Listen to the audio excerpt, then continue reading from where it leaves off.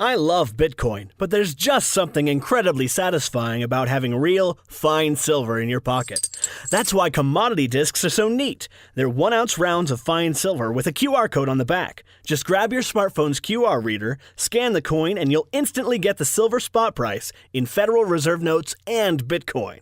And if you donate $100 to The Scott Horton Show, he'll send you one. Learn more at facebook.com/commoditydiscs. commoditydiscs.com. Okay, you guys, Scott Horton Show. Check out the archives at scotthorton.org and at libertarianinstitute.org/Scott Horton Show. Follow me on Twitter at Scott Horton Show. All right, introducing Nathaniel Penn. You might remember he wrote that great thing about the Waco biker shootout.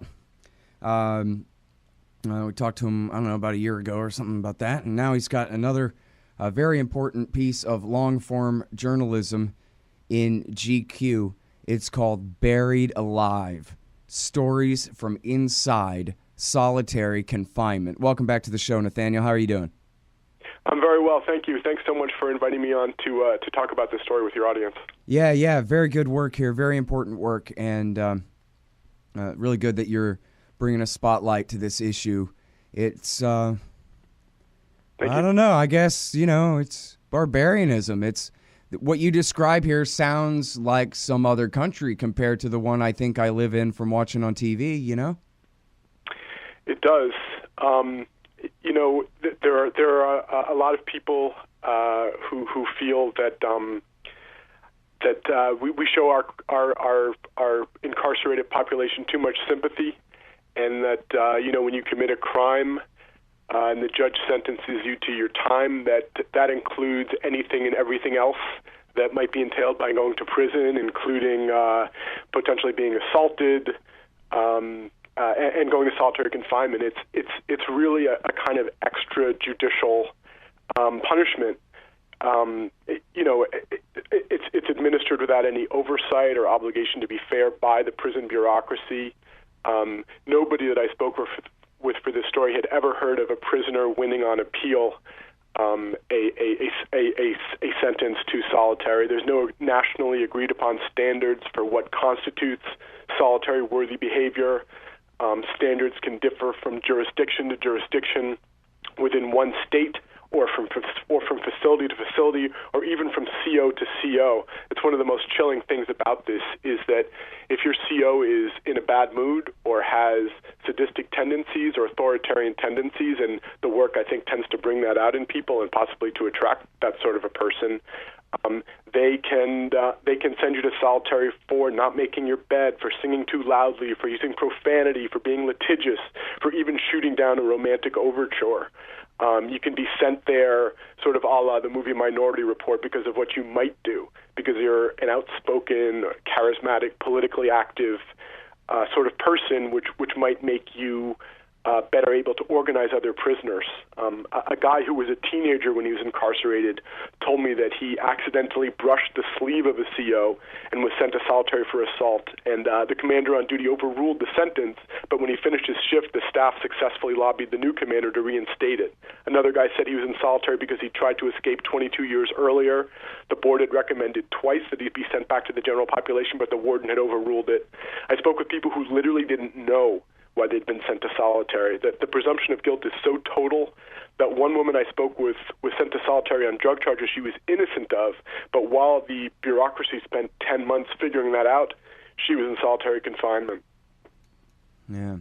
So, now let's focus on this, because I think the common theme, a big part of the common theme of sort of the little tour you took us through right there is that there's no accountability for the people making these decisions. There's no check and balance. There's no separation of power. As you're saying, one CO can overrule another, whatever. Nobody ever hears about it. Eyewitness News doesn't come and document the event. Right. But that's really what you found everywhere. There's no accountability at all, unless you happen to have a very conscientious warden. Something. Yeah. There's a generalization. This is a generalization, but at the very tops of the sort of corporate correctional pyramid, there is openness to reform. A couple of years ago, every single director of corrections in the country signed a sort of manifesto declaring that solitary was overused and pledging to reduce its use. But the problem is when you speak to people on the front lines, meaning COs, you get the sense that they think the senior executives don't really know the landscape. I mean, being a CO is a brutally tough job. I'm sure we're going to end up talking about what solitary does to the minds of prisoners.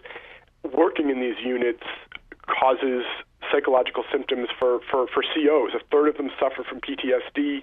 They have high rates of depression, domestic violence, substance abuse, suicide.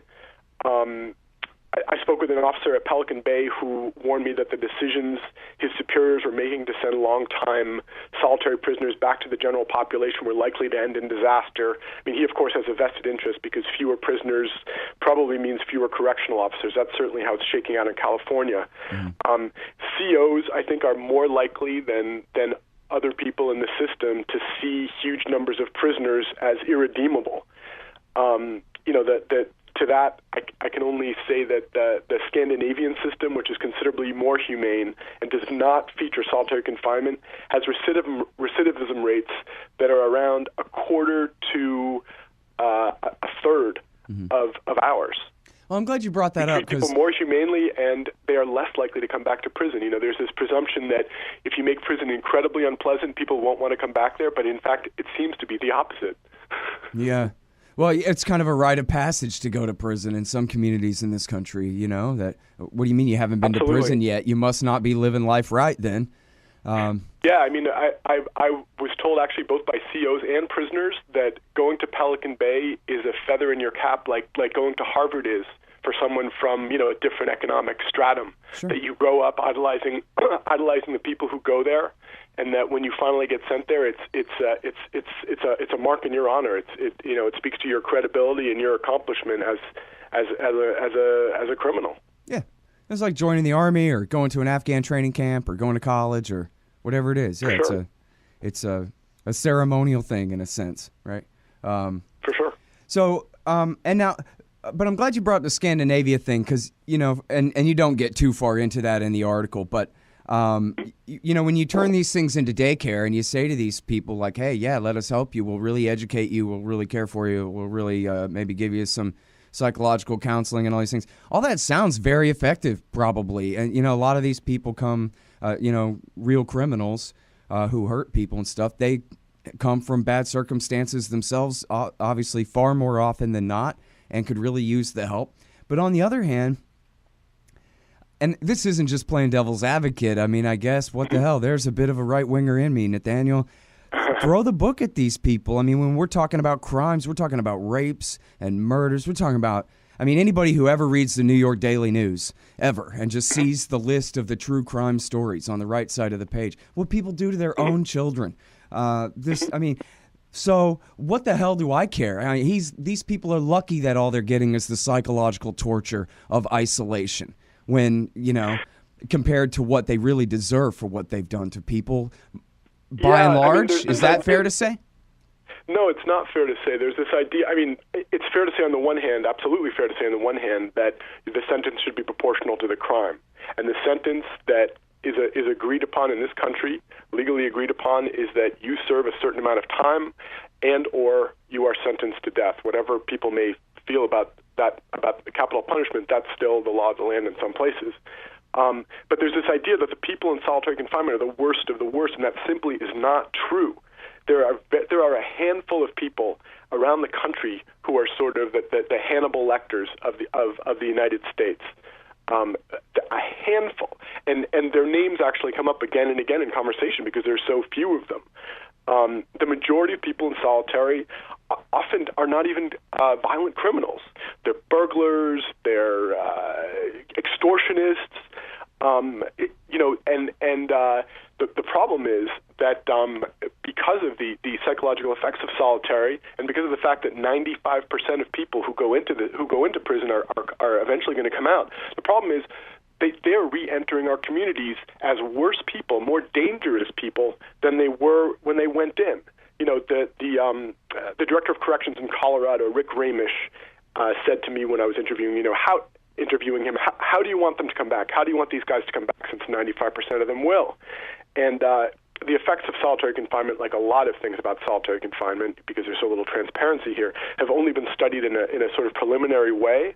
But the tentative conclusion thus far is that men who come out of solitary are more likely to commit crimes, that it's more likely those will be violent crimes, and that they'll commit them sooner. You take a nonviolent person and you put them in solitary, and you're potentially creating a violent person. You're also most likely creating a person with severe psychological disorders. I mean, the number of stories are legion that I heard about people who'd never been diagnosed with or shown symptoms of a mental illness, and during their time in solitary were diagnosed with one, and even out of solitary, even back in the free world, they are on medication for life. Mm-hmm. And the other thing is, and as a libertarian, I think you probably will appreciate this sort of the pragmatic side of this argument. Solitary confinement was instituted to reduce prison violence. It wasn't instituted to punish especially bad people. It was instituted to reduce prison violence. The problem is there's no evidence that it does that, and what evidence we have so far points in the opposite direction. So it's a threat both to prison safety, because it makes these guys more likely to act out in prison violently, and to public safety for the reason that I said, that when they come out, they're more likely to be violent. Mm-hmm. And all of this is because of what it does to the minds of prisoners.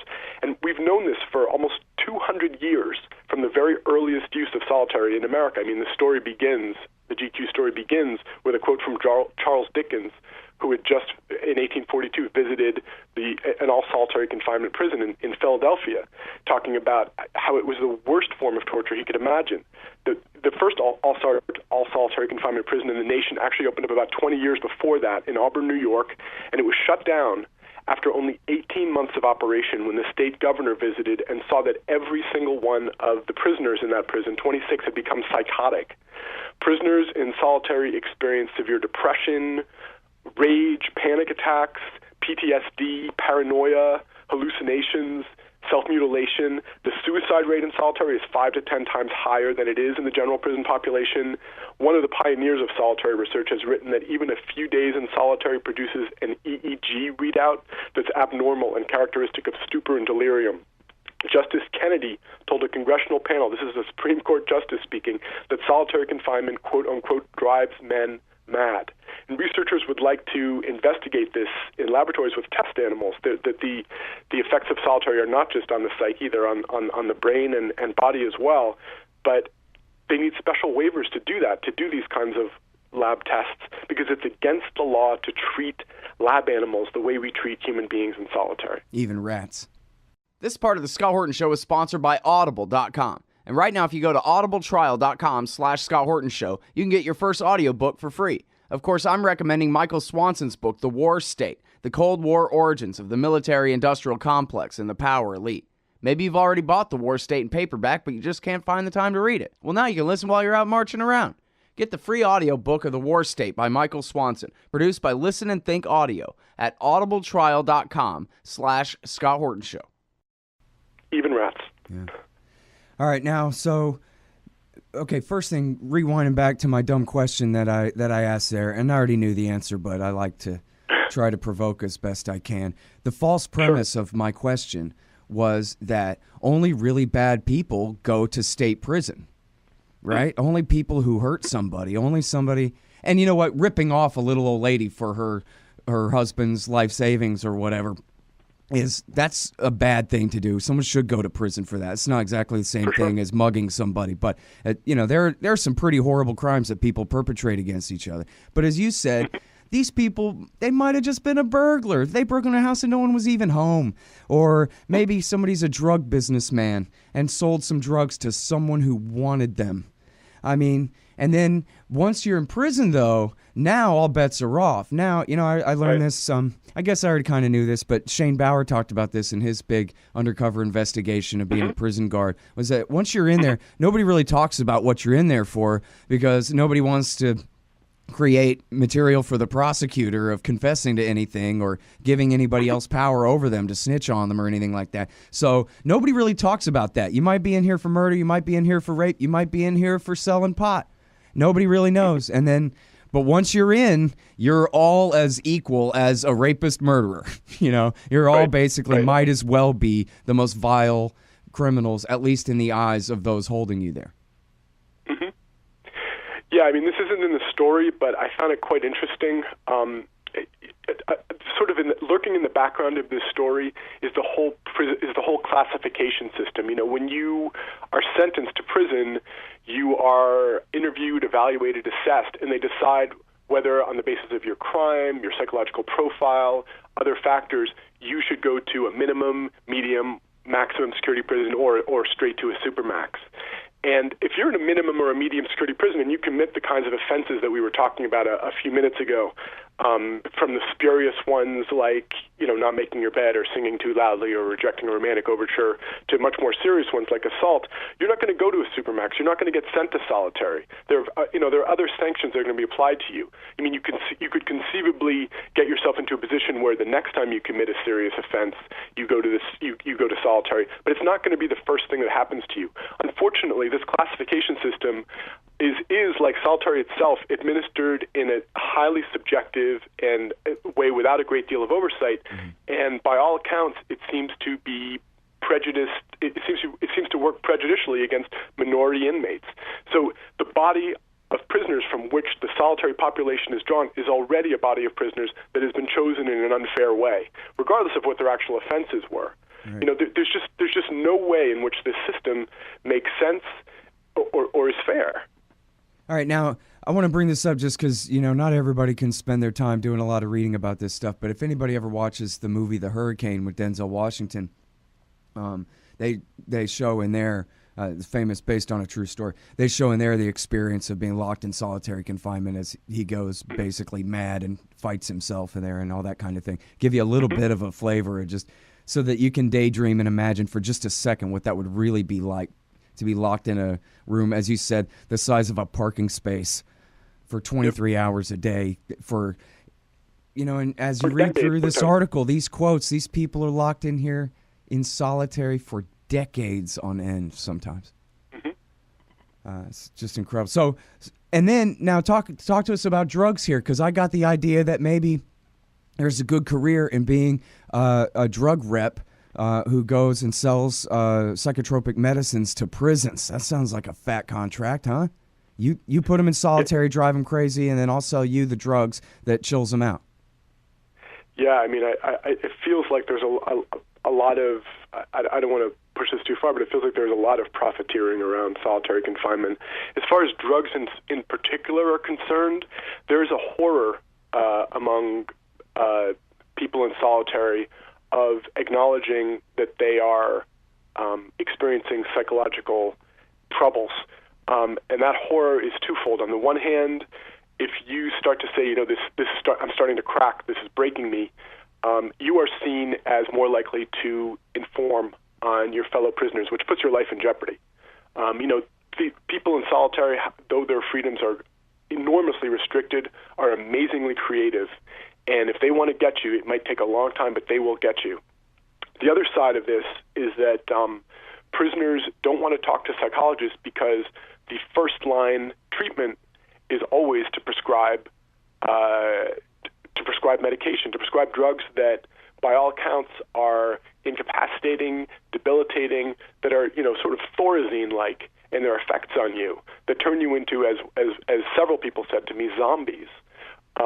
So I think that there is a great deal of prescribing of these drugs, and not just to men in solitary confinement, although you're creating potentially a group of people who are going to need those drugs by putting them in solitary. I mean, I've done stories on medium security prisons where there's an inordinate amount of drug prescribing. I mean, this gets into the larger issue of the way that prisons today function in our society, essentially as the largest de facto mental institutions in their respective states. And in fact, as I say in a footnote to the piece, the Los Angeles County Jail is the largest mental health institution in the country, period. Mm-hmm. You know, for a lot of these people, the first time that they're getting any mental health treatment is when they're in prison. This creates a further problem in that when you put a mentally ill person in solitary confinement, it is going to be extraordinarily difficult for that person to get out. You're under such close scrutiny in solitary, and it is so difficult often for mentally ill people to follow directions. But once they're in, they're not getting out. And you can imagine that a mentally ill person in solitary is not going to do any better. Yeah. Well, I guess a lot of times, especially when you're talking about the county lockup, you got people in there for minor offenses who aren't even if convicted, aren't even going to go off to state prison. They can be put into segregation just for their own protection, right? Here's somebody who's not a criminal, and we don't want to put him in with those real bad guys. We can tell he's half out of his mind anyway. And then so they lock him in segregation for his own good. But then, of course, it's, as you say, just as hard on him. Yep. Man. All right. So now one of the quotes in here, and I'm sorry skipping around a little bit, but one of the quotes is this guy saying to you, or generally speaking, hey, man, we got some serious gang leaders here. This is one of the California wardens or somebody. And he's going, look, all this guy has to do is hang a jacket on a hook, and then that's a signal to all these guys to kill all those guys and all this kind of thing. And, you know, of course, we know that that's true, that gang leaders, word is law, extremely powerful kind of thing, especially in the context of a prison. And so what do you do, Nathaniel, about somebody who is the leader of maybe a few hundred other guys in the general population who will do whatever he says because they have to? Well, I mean, I can tell you what the state of California is doing. I spoke with one of the plaintiffs in the lawsuit that led to Pelican Bay dispersing or beginning to disperse its long-term solitary inmates back into the system, into maximum security general population prisons. And what's happening there, and lawyers are starting to to pay attention to this, what's happening there is that the maximum security prisons are sort of hardening up. They're becoming a lot more like shoes, a lot more like solitary confinement units, where people are locked down for nearly the entire day, where their out-of-cell privileges are few and far between, showers, the yard, and so forth. They may, if they have any communal time at all, it's at meal times. Maximum security in California means something very different now from what it meant a couple of years ago. That's the first thing. That's really too bad. They're basically taking the solitary. They're letting the people out of solitary, but they're making them bring the solitary with them and then applying it to everybody else. Like when you get in trouble in gym class and everybody else has to do push-ups. Yeah, I mean, I mentioned that there's a lot about solitary that's not studied and not sort of pinned down yet. And one of those things is the actual number of people in solitary. There's this organization at Yale, a program at Yale that does this report annually based on self-reported numbers from the states of how many people are in solitary and the various details of their lives in solitary. And it's a vitally important thing that they're doing. On the one hand. On the other, people like the guy that we were just talking about are not included on that list, obviously, and neither is anyone in a juvenile facility, immigration and detention facility, military facility, or private prisons. So, solitary confinement exists in those places as well, and we know next to nothing about it there. Yeah. Now, on the state level, do you know how many would count under that then as private contract prisons? I mean, that's hundreds of prisons, right? That are excluded then? We don't know very much about prisons, about private prisons. Actually, Shane Bauer's story was important precisely because it was done at a private prison. Mm-hmm. Those places are under no obligation, as I understand it, to publish data on what they do. Just to give you an example of how sort of closed off they are, a reporter last month published an account of her attempt to get info on a women's prison, a women's private prison in New Mexico. She made multiple requests over a period of many months, and finally, when it looked like a lawsuit might be in the offing because she'd been so stonewalled, finally the prison sent her 78 pages. And I looked at these pages because she posted them on her blog, and I would estimate that between 98 and 99% of those 78 pages were completely blacked out. So that's what it's like. Yeah. Well, some libertarians actually, I don't know if they still do, but back, a generation ago or so, they supported this idea. Like, yeah, it'll be more efficient to do a government contract or something, while other libertarians correctly said that, no, you're just going from socialism to fascism, and with all the wrong incentives baked in. Like, the less free the society, the more money your business makes. That's not free market capitalism. Lobbying for more laws and more people to be locked up for this private rent-seeking captive market type of a business. What is this, Germany or something? This is a huge mistake for people who meant well. They made a huge mistake in thinking that was a good idea to go down that path. And I know that's only part of this story, but as you're saying, blacked out pages, it's important. There's even less accountability when it comes to these so-called private prisons, these contract prisons. We were talking about problems with guards in federal, state, and county prisons. I mean, we can be pretty sure that the guards in these private prisons who are vetted even less are even more likely to overuse or abuse solitary confinement. It's a way to make their lives easier. That's how they see it. Yeah. You have a disorderly inmate, whether it's because they're mentally ill or for some other reason, and you just lock them away. Problem solved. That's how they see it. Mm-hmm.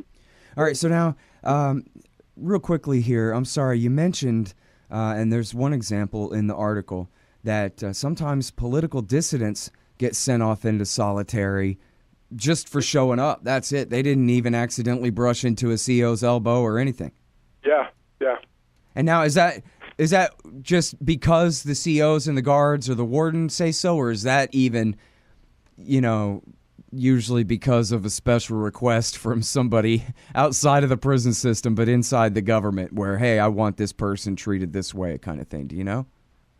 I suspect that it is the latter. There were two people I spoke to for this story who were sent to solitary because of their political activities, clearly. One of them was a black revolutionary, another one was a Marxist member of a Weatherman-like group in the 70s. And it was both of them are extremely smart, extremely charismatic. They've done their reading, and in the minimal contact that they had with other men, it was clear in prison. It was clear that they were illuminating the world for them in a way that was new. And I think whether because they were seen to do that because they weren't yet in solitary, or because in the case of the Marxist guy who, representing himself at trial, beat the FBI. And had a target on his back because of that. They were just seen as too dangerous. I mean, as I say in the story, solitary came into widespread use in large measure to deal with prison activism. And I think when someone comes into the system who clearly is inclined in that direction, they want to keep that person away from other people. Yeah. All right, I'm sorry. We're just out of time here. I got to go, but thank you so much for doing the show and for doing this great work, Nathaniel. Good stuff. Thank you so much for having me. All right, you guys, the article is Buried Alive at GQ. You got to read this. I mean, it looks like it's long, but it's not really that long, man. I read it in 15, 20 minutes or something, and I read it carefully, taking notes. So you can, pass it around, share, retweet. GQ.com. Buried Alive. Stories from Inside Solitary Confinement by Nathaniel Penn. And I'm Scott Horton. This is my show, scotthorton.org, for all the archives, 4,000-something interviews going back to 2003. And also you can follow me, libertarianinstitute.org/Scott Horton Show. Everything gets posted there first. And then, follow me on Twitter at Scott Horton Show. Thanks, you guys. Hey, Al Scott here. If you've got a band, a business, a cause, or campaign, and you need stickers to help promote, check out thebumpersticker.com at thebumpersticker.com. They digitally print with solvent ink, so you get the photo quality results of digital with the strength and durability of old-style screen printing. I'm sure glad I sold thebumpersticker.com to Rick back when. He's made a hell of a great company out of it, and there are thousands of satisfied customers who agree with me, too. Let thebumpersticker.com help you get the word out. That's thebumpersticker.com at thebumpersticker.com. Hey, Al Scott Horton here to tell you about this great new book by Michael Swanson, The War State. In The War State, Swanson examines how Presidents Truman, Eisenhower, and Kennedy both expanded and fought to limit the rise of the new national security state after World War II. If this nation is ever to live up to its creed of liberty and prosperity for everyone, we are going to have to abolish the empire. Know your enemy. Get The War State by Michael Swanson. It's available at your local bookstore or at Amazon.com in Kindle or in paperback. Just click the book in the right margin at scotthorton.org or thewarstate.com.